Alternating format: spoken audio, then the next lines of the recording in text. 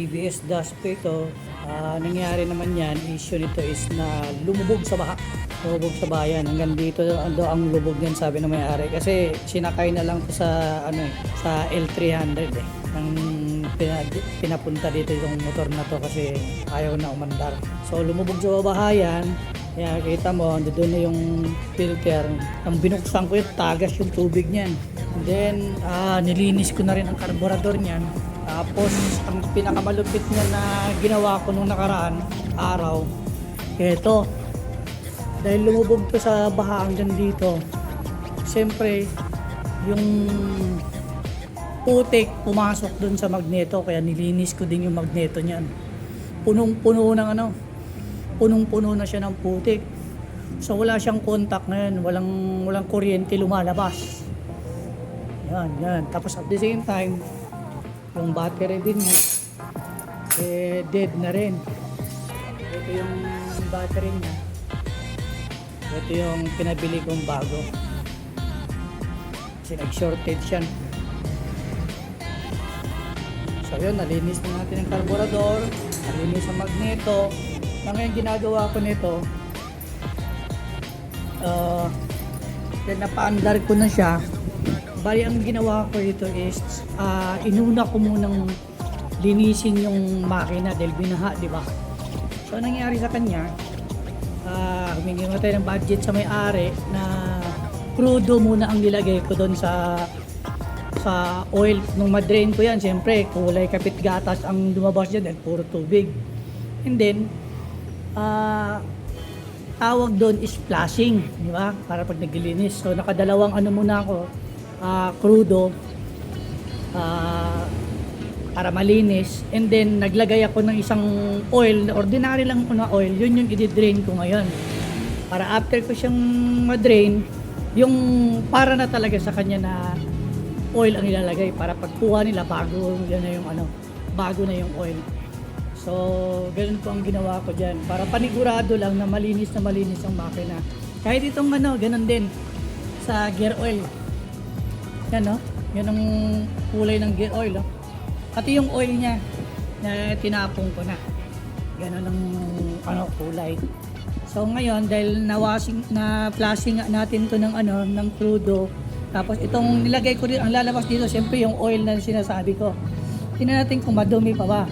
Kasi kung hindi, linis again. So, bali pangatlo to Dalawang 800 na crudo.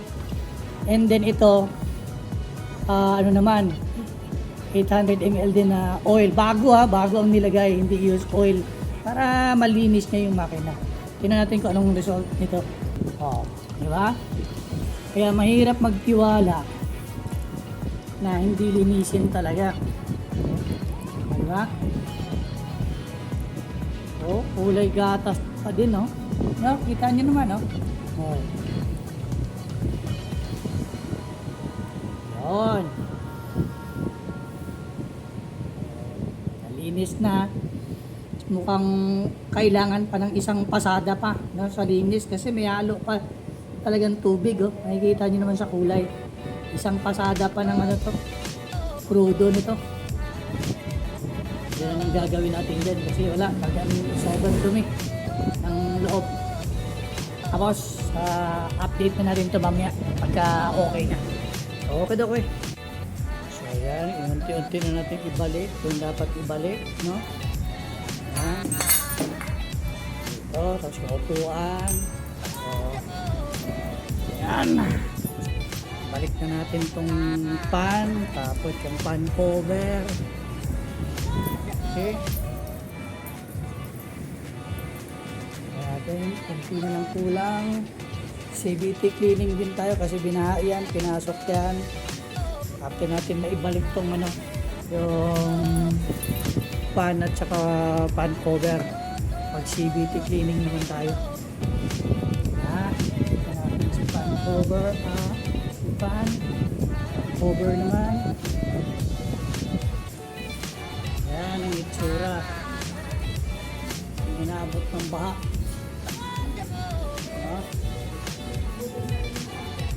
Yan.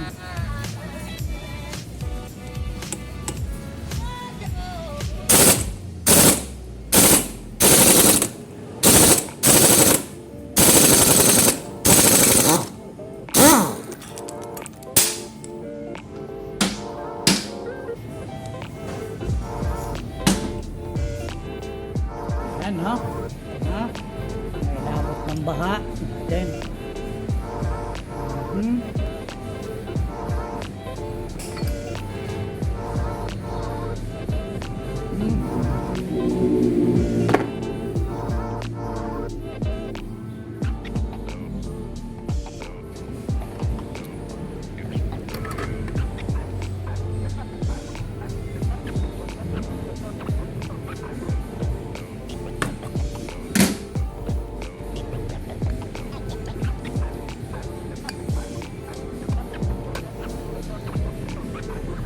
Diba? CVT cleaning talaga yan.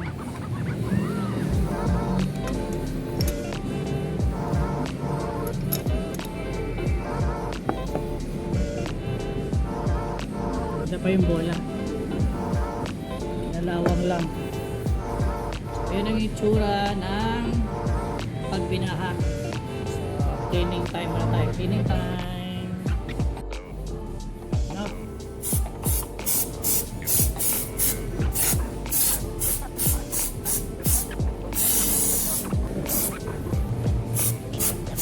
Bendik, sali talaga yan. Para maganda andar lagi. Walang sablay.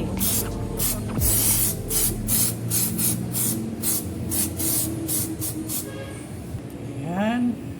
Napatuyo na lang natin. Tapos na rin natin yung ano, nalinis na rin natin yan.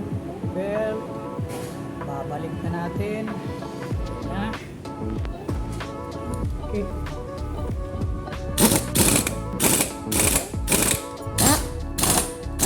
Yan. Balik na. Linis na yung itsura ni CVT.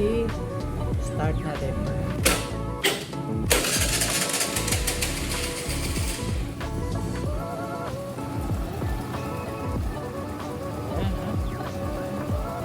Takpan na natin yan. Balik natin yung ano, upuan. Ayos na. So ito, lalagyan natin siya ng bago talagang oil. Pang kanya na talaga to. Tapos na tayo nag-flashing. Tapos na malinis na yung ano natin, loob na makina. So ito na yung final oil na ilalagay natin sa motor niya. So yan, ilagay na natin yung oil. Check muna natin sa dipstick. Ano lang yan, si TBS DAS. 750 lang po ang ano nito.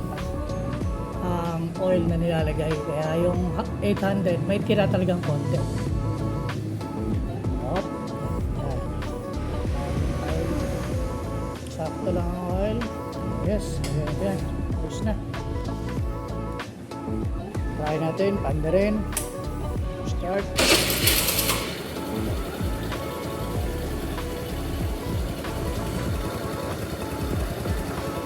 Lagyan lang natin yung ano dyan mamaya. Air filter. Okay, ito yung air filter na ilalagay natin dyan. Bago. Okay.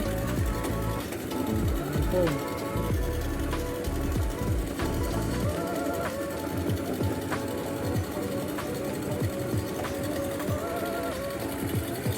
Dyan.